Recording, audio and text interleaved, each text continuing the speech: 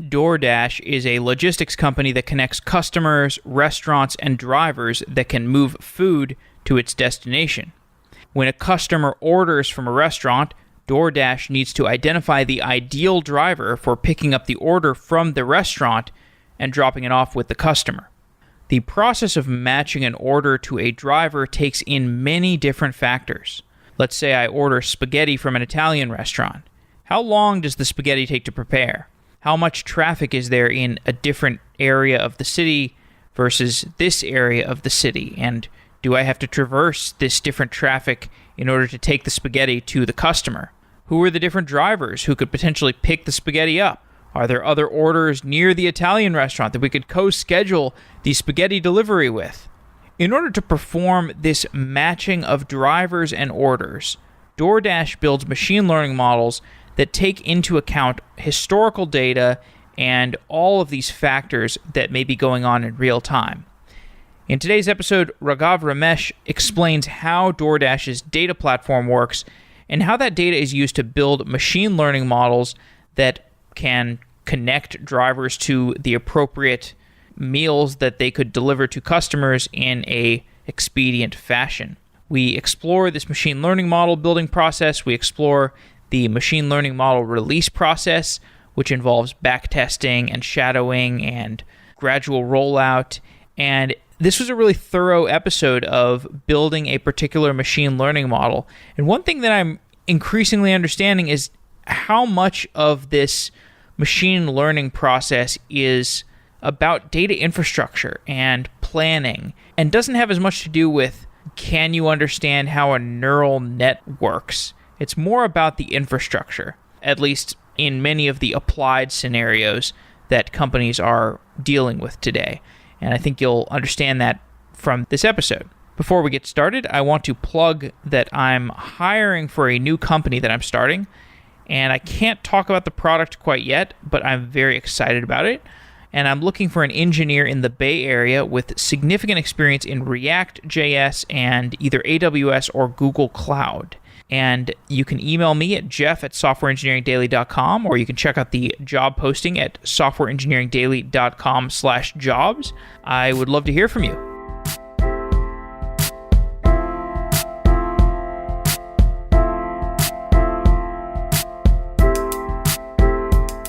Cloud computing can get expensive. If you're spending too much money on your cloud infrastructure, check out Do It International. Do It International helps startups optimize the costs of their workloads across Google Cloud and AWS so that the startups can spend more time building their new software and less time reducing their cost. Do It International helps clients optimize their costs. And if your cloud bill is over $10,000 per month, you can get a free cost optimization assessment by going to doit-intl.com/sedaily. That's doit-intl.com/sedaily. This assessment will show you how you can save money on your cloud. And Do It International is offering it to our listeners for free. They normally charge $5,000 for this assessment, but Do It International is offering it free to listeners of the show with more than $10,000 in monthly spend. And if you don't know whether or not you're spending $10,000, if your company is that big, there's a good chance you're spending $10,000. So maybe go ask somebody else in the finance department. Do It International is a company that's made up of experts in cloud engineering and optimization. They can help you run your infrastructure more efficiently by helping you use commitments, spot instances, right sizing, and unique purchasing techniques. This to me sounds extremely domain specific, so it makes sense to me from that perspective to hire a team of people who can help you figure out how to implement these techniques. Do It International can help you write more efficient code. They can help you build more efficient infrastructure. They also have their own custom software that they've written, which is a complete cost optimization platform for Google Cloud, and that's available at reoptimize.io as a free service if you want to check out what Do It International is capable of building. Do It International are experts in cloud cost optimization, and if you're spending more than $10,000, you can get a free assessment by going to doit-intl.com/sedaily and see how much money you can save on your cloud deployment.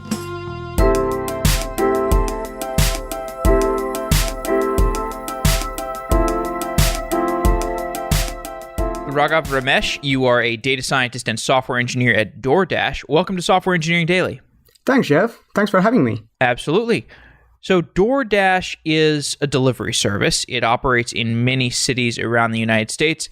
Let's say I open the app, I order a sandwich from a restaurant, that sandwich gets delivered to me. Describe at a high level how that request makes its way through the app and through the various pieces of infrastructure. Yeah. So DoorDash is a technology company that connects customers with their favorite local and national businesses. We actually operate in 1,000 cities across the US and Canada. So as a consumer, when you place an order on DoorDash, you can pick from any of the many merchants we have. And from there on, there are two processes that are set in motion. One is we send the order to the merchant so they can start preparing the food. And on the other side, the DoorDash logistics system tries to figure out the best dasher who can go pick up the food from the restaurant and deliver it to you. The basic operations is pretty straightforward. You place an order, merchant starts preparing the food, a dasher picks it up from the merchant and gives it to you. What are the different places where machine learning touches and affects that process? Yeah, that's a good question. The way I see it is machine learning operates in two big domains. One on improving the consumer experience and other on improving the delivery experience. An example of the first category would be when you open the app, there are, let's say, 1,000 restaurants that we could show you. How do we figure out the best content to surface for you? How do we figure out what you really want at this point and show it at the top? That's an example of machine learning model, in particular recommendation model.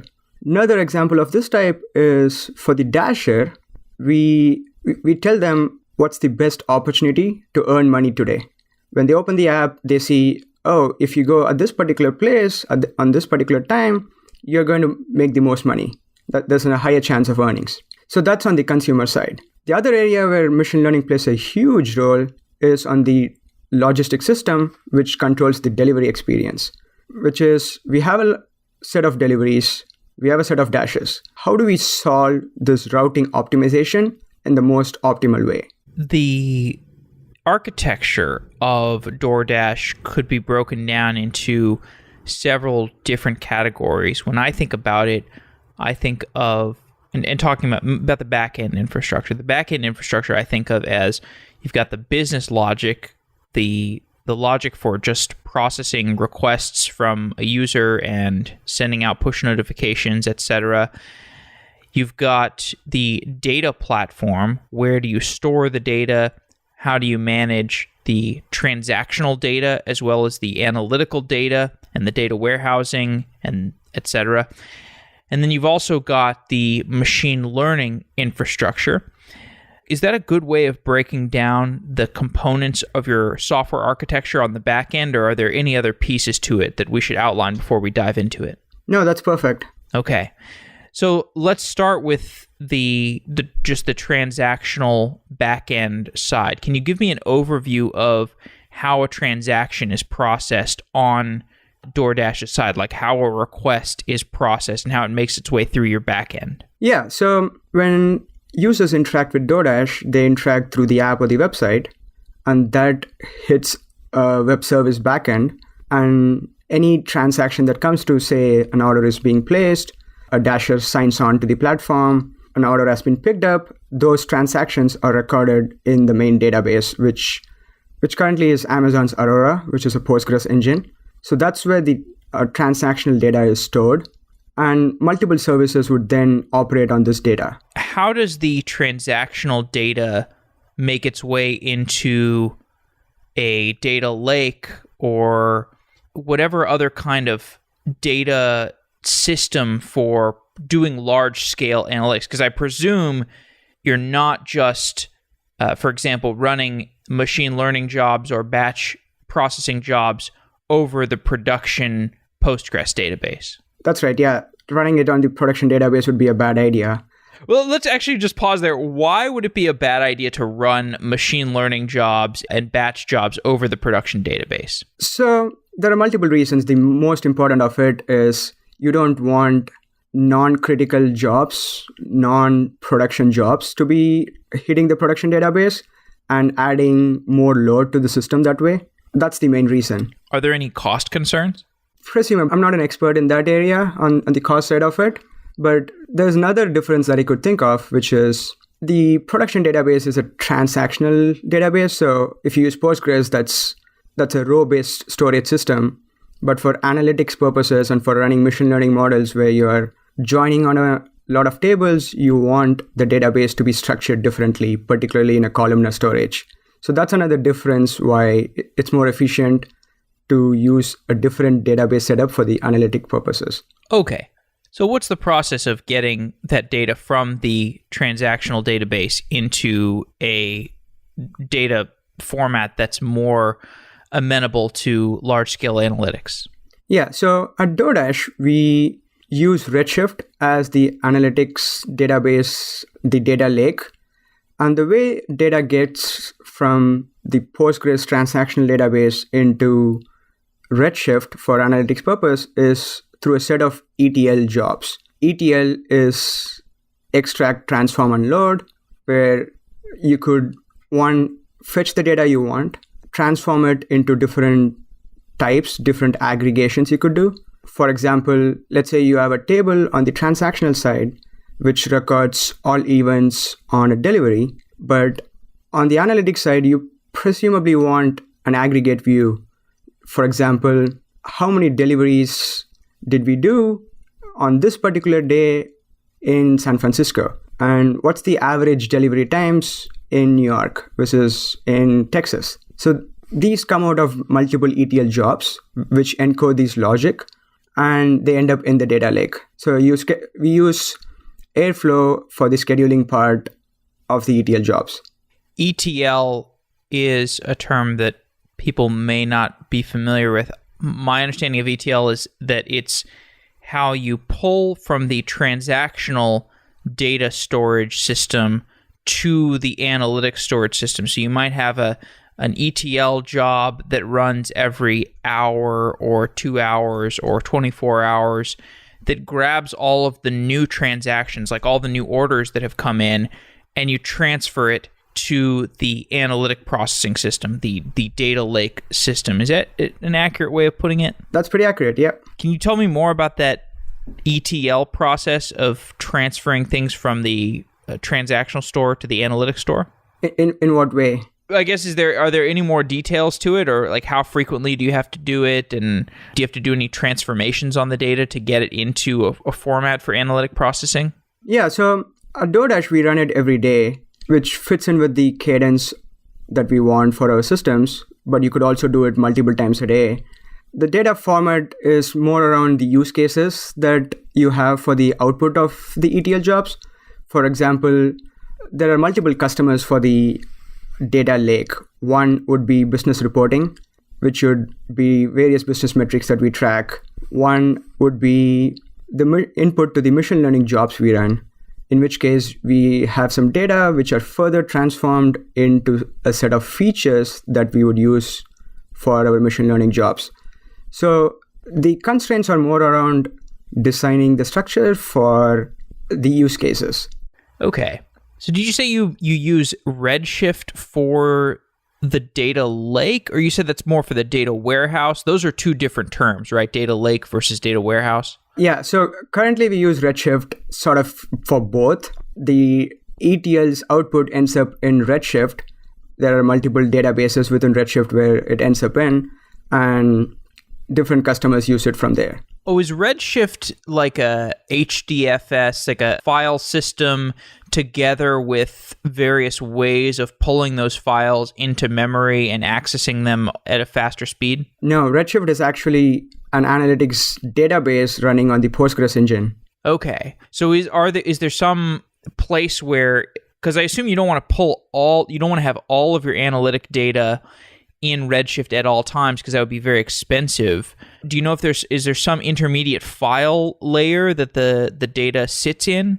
That's probably a better question for the data infrastructure folks. Yeah. No problem. I know we are looking into other storage systems for this, but I'm more a consumer of those systems rather than the person working on it.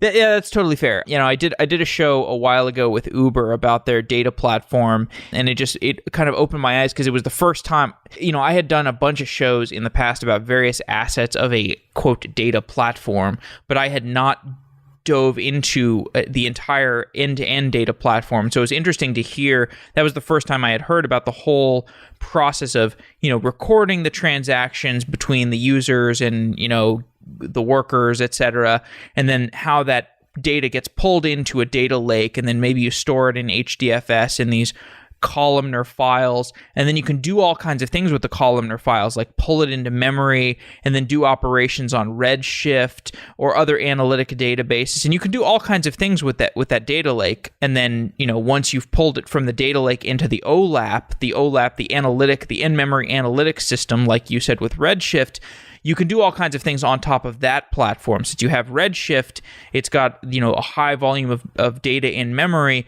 You can do things like run BI queries or do ad hoc data science or build machine learning models. And you can have those machine learning models be training off of the in-memory data from the data warehouse, like a Redshift.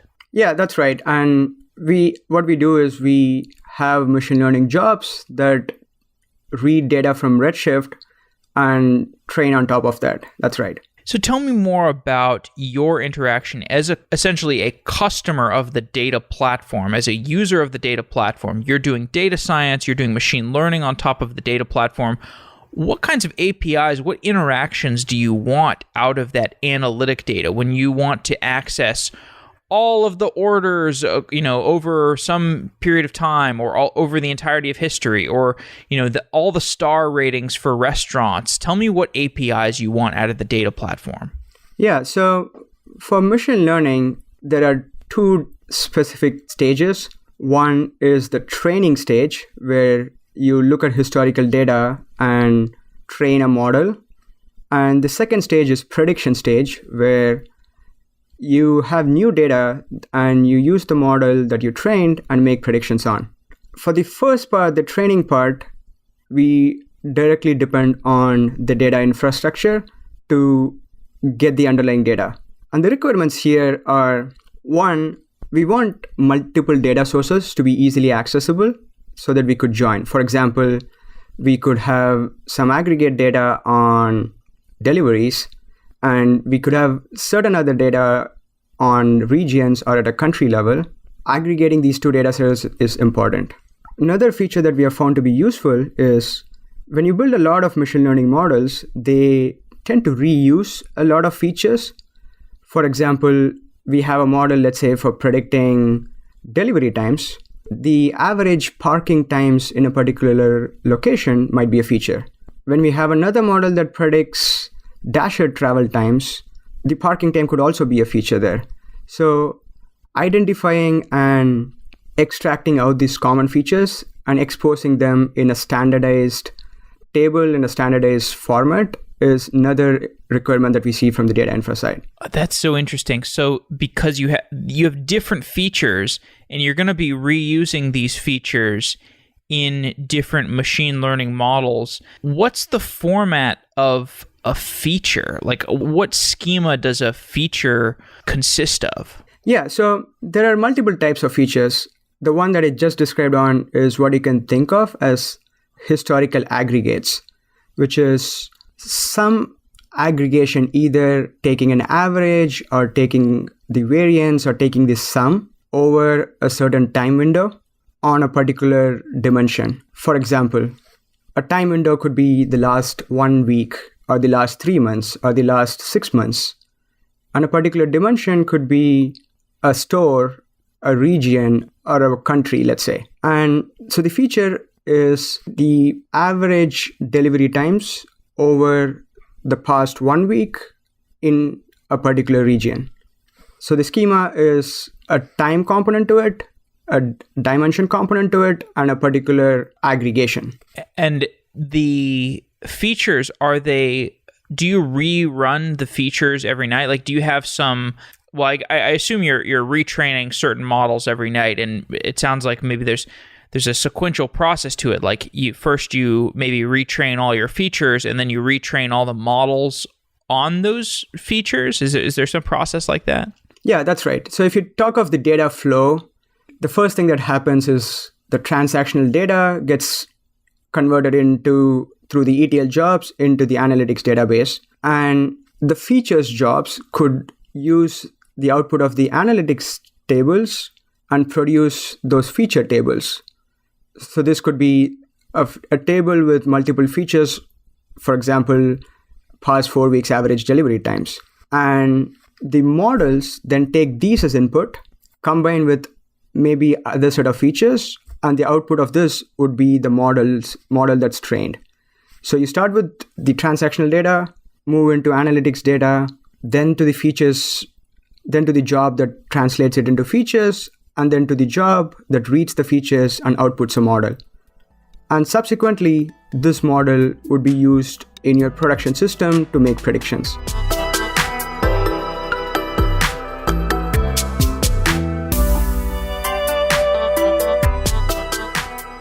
Accenture is hiring software engineers and architects skilled in modern cloud-native tech.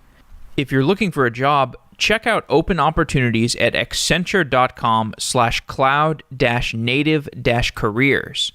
That's accenture.com/cloud-native-careers. Working with over 90% of the Fortune 100 companies, Accenture is creating innovative, cutting-edge applications for the cloud. And they are the number one integrator for Amazon Web Services, Microsoft Azure, Google Cloud Platform, and more. Accenture innovators come from diverse backgrounds and cultures, and they work together to solve clients' most challenging problems. Accenture is committed to developing talent, empowering you with leading-edge technology, and providing exceptional support to shape your future and work with a global collective that's shaping the future of technology. Accenture's Technology Academy, established with MIT, is just one example of how they will equip you with the latest tech skills. That's why they've been recognized on Fortune 100's Best Companies to Work For list for 10 consecutive years. Grow your career while continuously learning, creating, and applying new cloud solutions now. Apply for a job at Accenture today by going to accenture.com/cloud-native-careers. That's accenture.com/cloud-native-careers.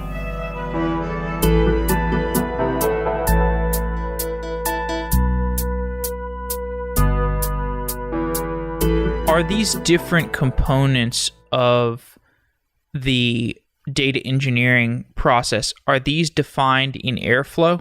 That's right. These are defined as different Airflow jobs.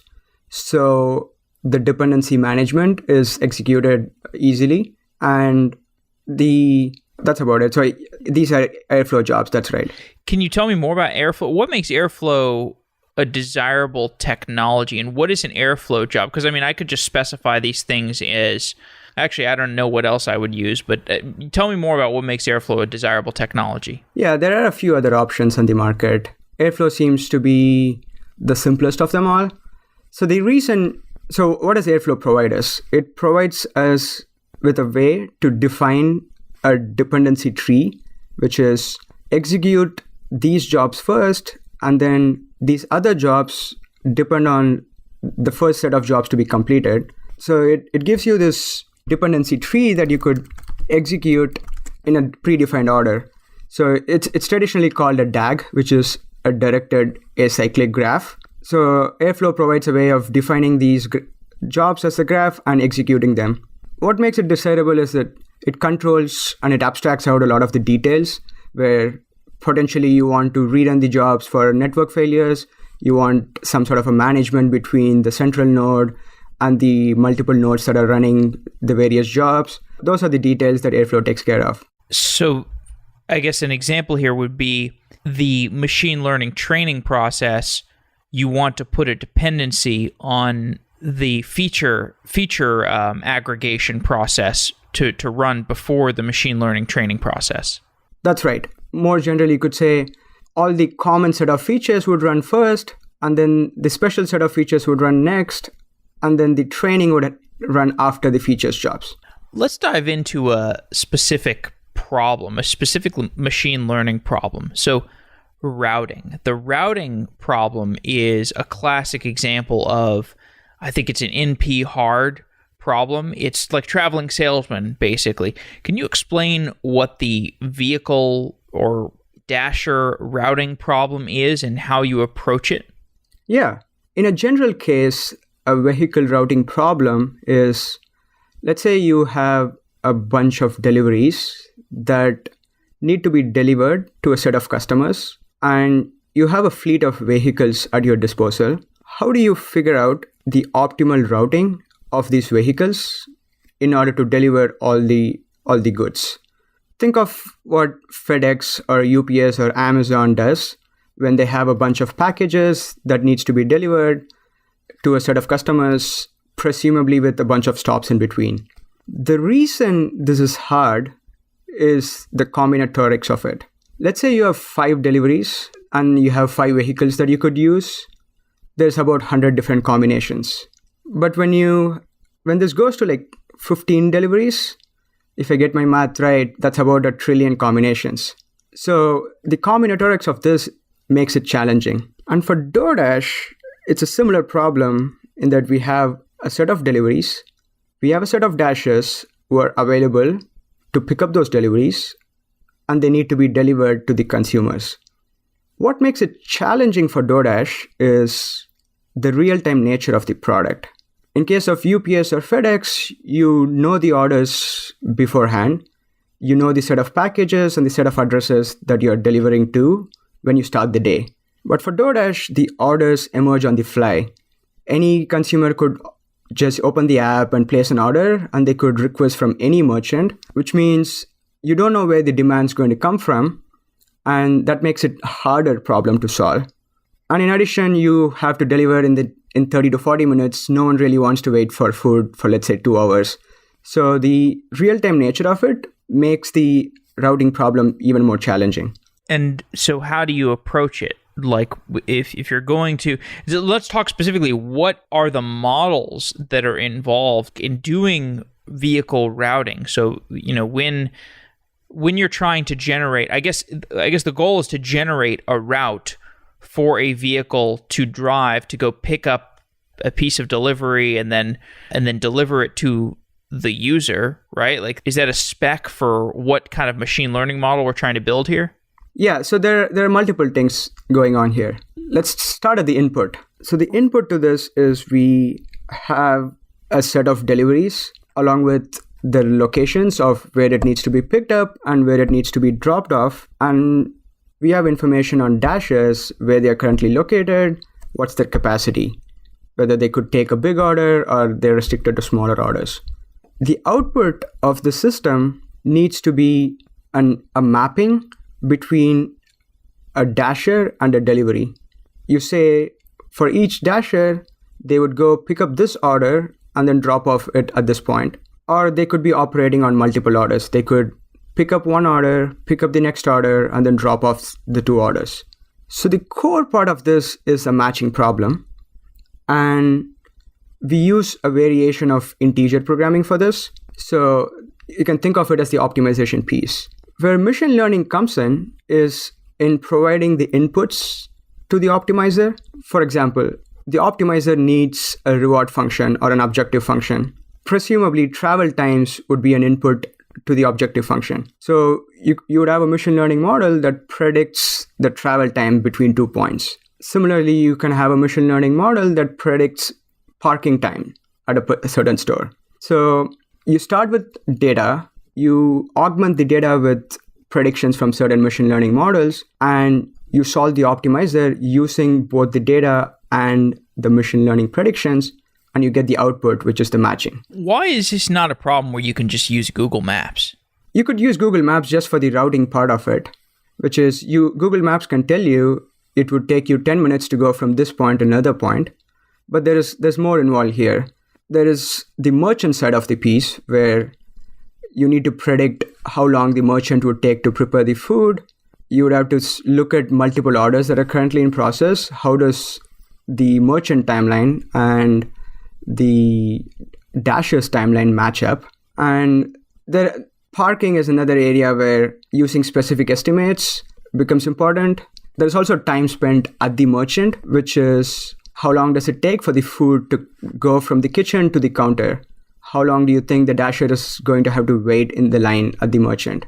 So there's more such nuances to the problem. How do you get the feedback for that data? Like that data is not publicly available. Like the amount of time you have to wait for the order, unless the dasher has to put that in for some reason. Like, does the dasher show up to the restaurant and then like say I'm here and now I'm waiting in line and things like that? Yeah, they do. So we have two sources of that data. One is from the dasher's input and the merchant's input.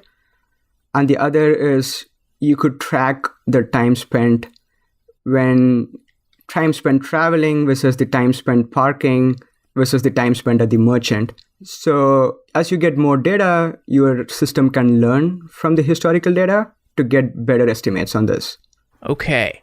So can you tell me your approach to making this routing system, and then how often it gets updated, and walk me through like the batch jobs and the batch jobs, the nightly batch jobs that are generating the different components of this. Break down the engineering process. Yeah, so the easiest way to think of it is think of the optimization piece as one setup and the machine learning piece as another setup. There are multiple predictions in the machine learning piece. You can largely think of them as interchangeable, as in the same process applies to multiple, if not all, of these predictions. So some of these predictions are real time. For example, to predict the delivery times, you have to look at the real time data coming in and make predictions.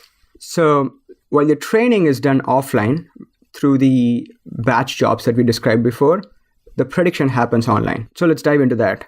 So the evolution of this job. So when you decided you want to build a model for this, you would set up an Airflow job that gets the data, that gets the features, and trains a model. You evaluate the model, and once you're satisfied, you publish the model. And from there on, the model's available to make predictions on. So that's the first stage. That's the training stage. This could take multiple iterations in identifying what works best, what sort of model works best, what sort of parameters work best. Once that's done, the model is ready to be used. You could add it into a daily job, so you retrain on new data that's available. The second stage of this is the predictions piece, where in real time, when you get information on a particular delivery, and let's say you have real-time information, such as how is the market looking right now? How many dashes do we have on the fleet? What's the type of order? What's the number of items in the order? So we get this real-time data. You also get additional historical data on, let's say, the historical delivery times in this market, historical delivery times at the store. So you combine these two data in what we call a prediction service, which handles a lot of these models. So the input data comes in, the features data comes in, you make predictions on the model, and you get an output of it. In addition to that, you have monitoring on top of it to make sure the models are behaving as you expect it to, whether the predictions are in the range that you expect to, whether there is any inconsistencies in the features. So that's another engineering side to it. So that's the machine learning piece of it. So the way you iterate on it is you improve the model, you would run a set of experiments to see, one, if the model is performing better, and two, if the usage of the model is improving the system overall. That's sort of how you would improve the system. How do you benchmark it and validate it? Like when you have the V1 of the model and then you train a V2, how do you benchmark that V2 is better than V1? Yeah, we do a number of things. The first part of it is validating on offline data, which is if the model is better, you should see it in the past data. You would verify... Backtesting. Backtesting, right. You would verify on historical data. The second stage we do is we launch the model into production, but use it as a shadow model, which is you would make predictions using both the V1 and the V2, but only use the predictions from V1. There are a couple of reasons this is useful. One is it points out if there are any differences between the training environment and the prediction environment. That's one. And the second is it points out if there are any fundamental difference between the backtested data's distribution and the real-time or the new data that's coming in. So that's the second stage. The first stage is backtesting on historical data. Second stage is you integrate it into production, do a shadow. And the third stage is we run an A/B experiment where we send some fraction of the data to the new model, wire it all the way into the system, and we see the effect of the two models and measure on the business metrics which one performs better. Okay, let me reiterate those back to you to make sure I understand them appropriately. So the process of, if you have a new version of a machine learning model, the process of rolling it out is step one, back test it on historical data, and you can test V1 and V2 side by side. You have the results of V1 because that was the actual production model, and then you can simulate the same inputs that were given to V1, and you can see how in a simulated environment, in a backtesting simulated scenario, what would have happened if you were instead using V2. And then if the results are better, then you can do shadowing. And shadowing would be taking live production data and running the V1 and the V2 over live production data. So you're just shadowing. V2 is just being shadowed, and you're just like looking at the results there, and you're still acting only on the V1 data because you don't want, you want to be a little bit cautious there, but you now have production data that's being fed to V2. So V2, you can get a little bit more reflection on that. And then the next step is to maybe test 5% of your traffic on V2 while 95% of the traffic still going to V1, so that you're doing this slow and steady rollout, and you can gradually increase the traffic over time if V2 still looks like it's better. Yeah, that's right. The backtesting part of it requires a simulator because you need to, take this routing example, you can't have your V2 model actually be run in history. So do you have a simulator? How does the simulation process work? Yeah. So there are two things here. One is the performance of the machine learning model by itself, which is how accurate is it in predicting, let's say, delivery times or in predicting parking times. For that, you just look at true data and then compare it on an error metric. Let's say you compare the average difference between your prediction and the true value. That's one part of backtesting. And the second part of it is, how does this integrate into the rest of the system? For that, we have a simulation framework where we replay the historical set of deliveries and use the V2 results and see how the optimizer would act differently given the V2 results. So this would be an end-to-end testing where once we have tested the model's accuracy in itself, we put it into the simulator, look to see how that would change things in the optimizer and hence the business metrics that it affects. Okay, interesting. Are there any particular difficulties in that machine learning rollout process, or do you feel like the machine learning infrastructure that you have in place for optimizing models and then deploying the new models, do you feel like it works okay for you? It works mostly okay. The different stages are useful in identifying what's working and what's not. In the sense, the biggest difference you could see is if the data that you used in the training setup is vastly different from the data you use in live production data. The shadowing setup helps us identify the differences and act on those. So the framework we have is pretty useful in that respect.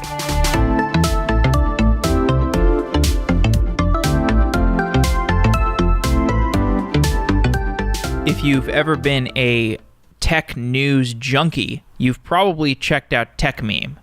TechMeme.com is a great website for finding out what's going on every day in the tech world. It's a highly curated set of content around technology news, business news, and now they have a podcast, the TechMeme Ride Home.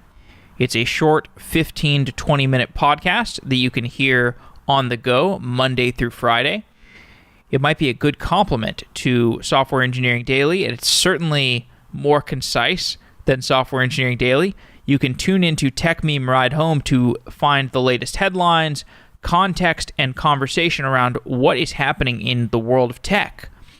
You get everything from the top news stories to hearing about the top posts, conversations, and tweets, because who has time to get all of this stuff from the top of the funnel? It's great to get it condensed down into a 15 to 20 minute podcast.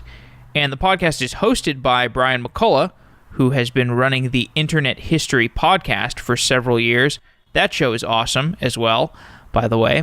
I have listened to a lot of Brian McCullough on the Internet History podcast, and I really enjoy his ability to give perspective, both historical and contemporary, on what's going on across the internet.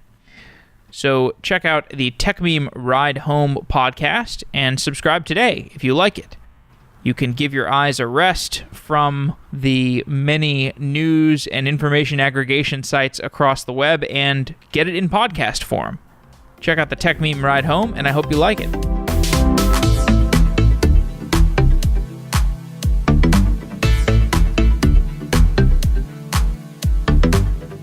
You're operating across over all these geos, and I can imagine that there are certain models that would perform really well in one geo but not perform well in another. So there's some importance of sampling, right? Like in each of these phases, actually. I mean, you want to, in the backtesting scenario, you probably need to sample backtesting on data across all the different geos. And then as you're doing the rollout process, you probably have to gradually release it to different geos, or maybe, take 5% of traffic, but make sure that you sample all the different geos. And how does that geo selection affect the rollout process? Yeah, that's a great point. The rollout process is done on a global level. So let's say you do 10%, that would be 10% across all the geos. So the different regions would be proportionately represented in it. But that aside, your models tend to work well in markets with a lot of data. So that's where really the sampling comes in when training the models. If, let's say, there are two regions, one of it has 80%, the data is distributed as 80% from region 1 and 20% from region 2, your model that you train could do excellently well just on the 80% and get a good score. So the sampling becomes important in training. So we identify and avoid these cases where the model does well only in the bigger markets. At the beginning of this conversation, we touched on the variety of different moving pieces here and all the different areas that there are for machine learning to take place and to optimize the different things. So you can only focus on so many machine learning challenges at a time. How do you pick which models to focus your time on, and what are you focused on these days? That's a good question. It depends on how mature the different models are and where we want to focus on as a business next. For example, let's say the model that predicts delivery times is in a good state and we feel the incremental improvements there is limited.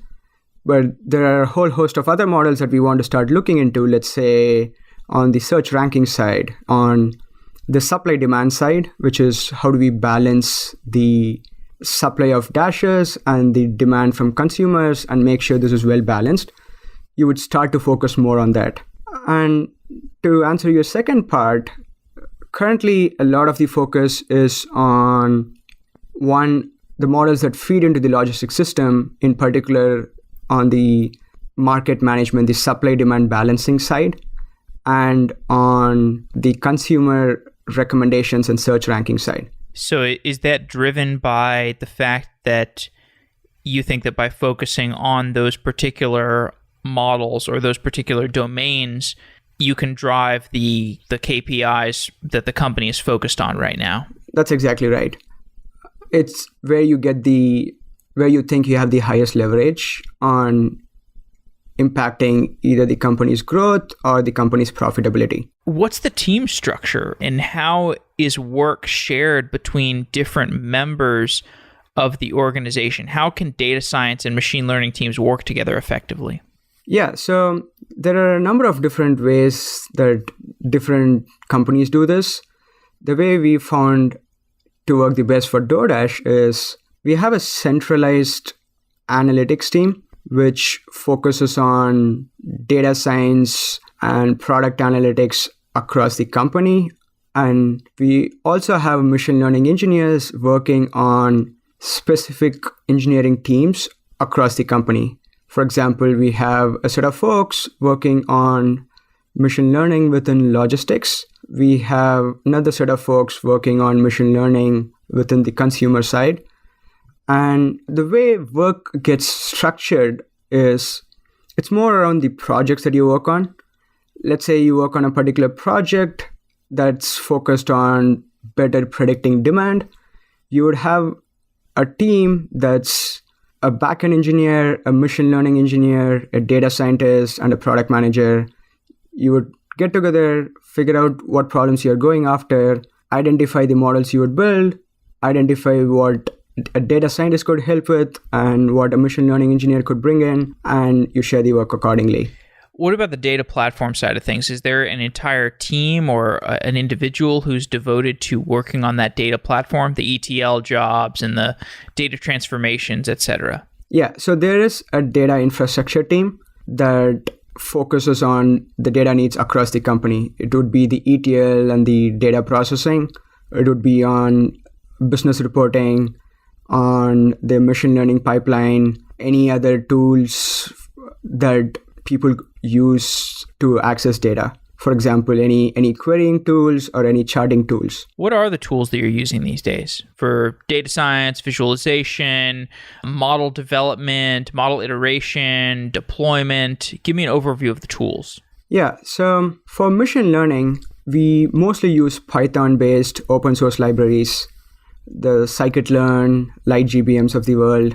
That's where we train the models, iterate on the models on. The other package we use is Keras. On the data querying side, or like in more general analytics side, people use a mix of Python and R and plug into the data, which is also used for different exploratory analysis and visualization. We use a mix of Chartio and Tableau for more business reporting and visualization aspects. Cool. So Keras specifically, so I think Keras is like abstraction that's higher level than particular machine learning frameworks. So it's something that, doesn't it compile down into TensorFlow or something? Like, tell me about what Keras does. That's right. You can think of Keras as an API on top of other deep learning frameworks. You could use TensorFlow. I believe you could also use PyTorch. I'm not 100% on that, but what Keras does is it provides an API where you could easily define your model. It could be a logistic regression model. It could be a neural net model. It's straightforward to define exactly what you want. And Keras handles the heavy lifting on how do you translate that into the TensorFlow computation engine. Run, for example, in case of neural nets, run the different layers, run the forward propagation on it, run the back propagation on it, use different gradient functions and so on. So it's a nice, easy to use abstraction layer. I want to revisit the routing problem a little bit more. Can you break it down a little more granularity? How many parameters are there? How many factors are there that go into the model? And also the different layers of the model and how those layers have been developed. Just give me a deeper dive into the view of the model and how it's programmed. Yeah, so let's start at the level where we have a set of deliveries and a set of dashes. So the task is to do a matching between the two.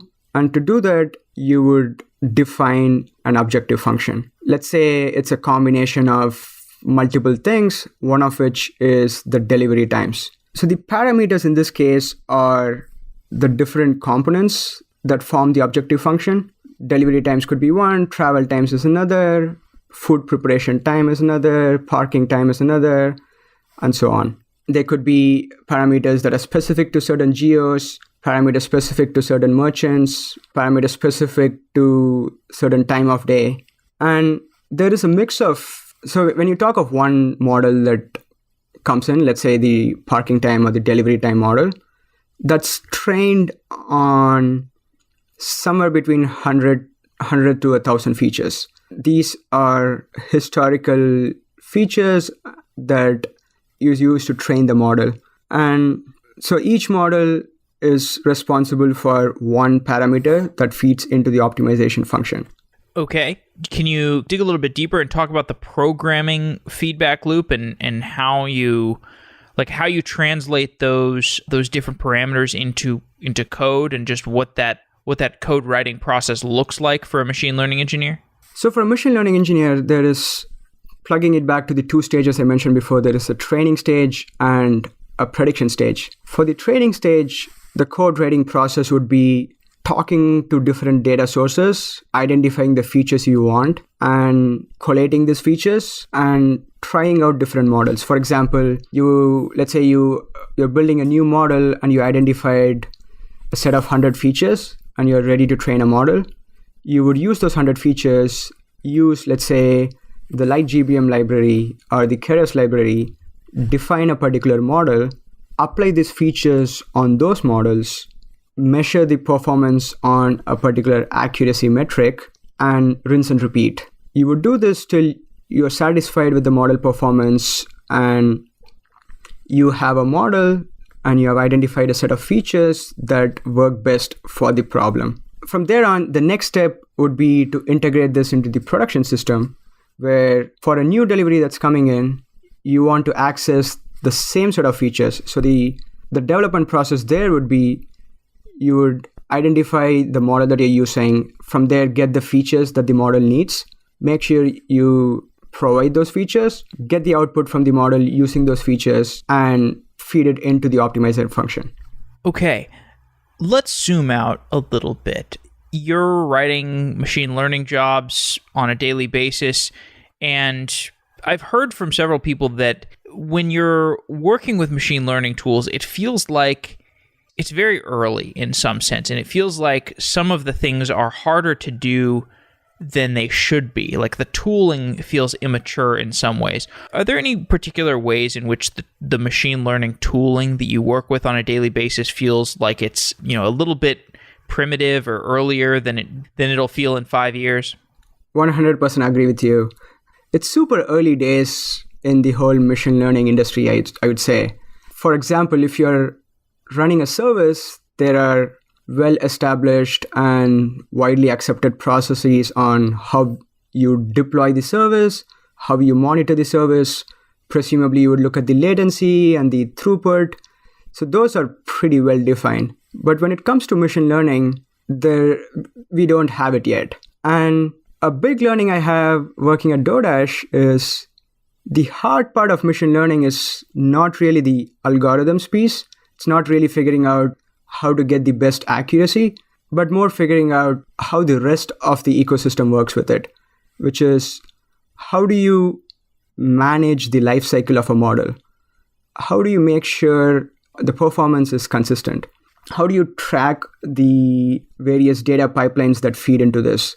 How do you monitor this? How do you alert this? So what we identified and what's been working well so far for us is over time, as you build different models, you identify a set of things, a set of good practices to do that helps with managing a model better. So we build this all out into a service such that we make it easy to do the right thing. For example, the service would handle the model's monitoring automatically, which is any machine learning model that you build, you would automatically get tracking on how the performance of the model is and automated alerting on top of it. For example, you would want to know if suddenly the model that predicts delivery times is predicting 100% higher values. So that's an example of a tool that we designed that helps us with the model development process. The shadowing that I mentioned about earlier and the experimentation setup is other ways we are working around this to get us more confidence in building and deploying machine learning models. What do you think of Google's Auto ML product? Yeah, so I haven't used it myself, but I've been hearing a lot about both the Google's Auto ML product and Amazon's SageMaker. There are also a couple of other products in the market. I think they are in the right direction.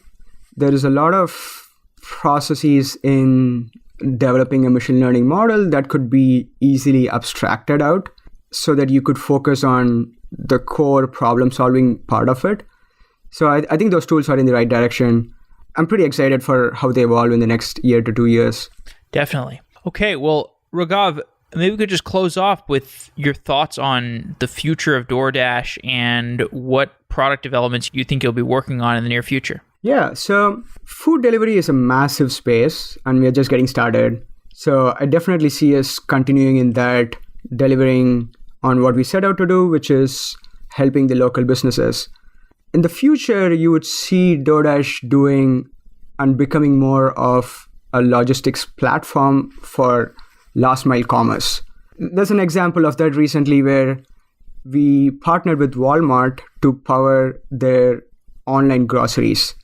So you would see more of that coming into the picture where we use the logistics engine to do more of the last mile commerce. And a lot of the problem solving is going to be focused on how do we make this logistics engine more efficient, more useful for a lot more of last mile commerce. Okay. Well, that sounds like a good place to stop. Thanks, Raghav. I appreciate you coming on the show. It's been great talking. Thanks, Jeff. I really enjoyed the questions. If you are building a product for software engineers or you are hiring software engineers, Software Engineering Daily is accepting sponsorships for 2018. Send me an email, jeff@softwareengineeringdaily.com if you're interested. With 23,000 people listening Monday through Friday and the content being fairly selective for a technical listener, Software Engineering Daily is a great way to reach top engineers.